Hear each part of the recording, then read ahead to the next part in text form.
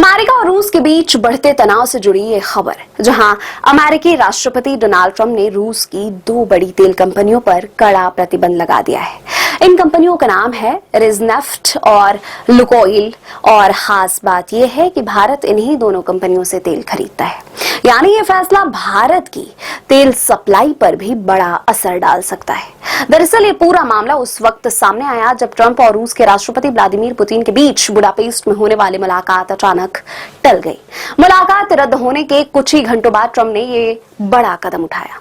America ने कहा कि ये बैन रूस पर और दबाव बनाने के लिए है ताकि वह यूक्रेन युद्ध में पीछे हटे। ट्रंप का आरोप है कि रूस अपने तेल व्यापार से कमाए पैसों का इस्तेमाल युद्ध को फंड करने में कर रहा है।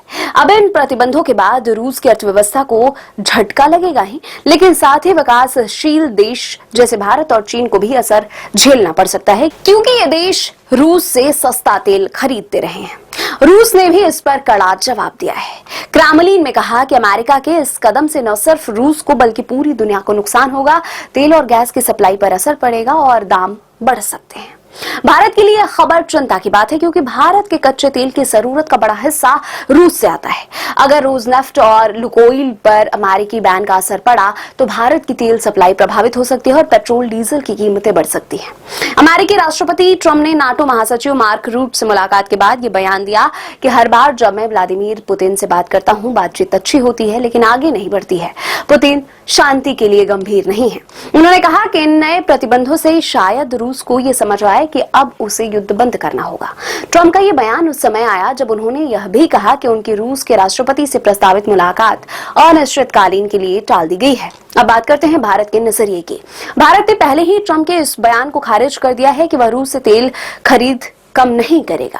भारत का कहना है कि वह अपनी ऊर्जा जरूरतों को पूरा करने के लिए किसी भी देश से व्यापार करने के लिए स्वतंत्र है।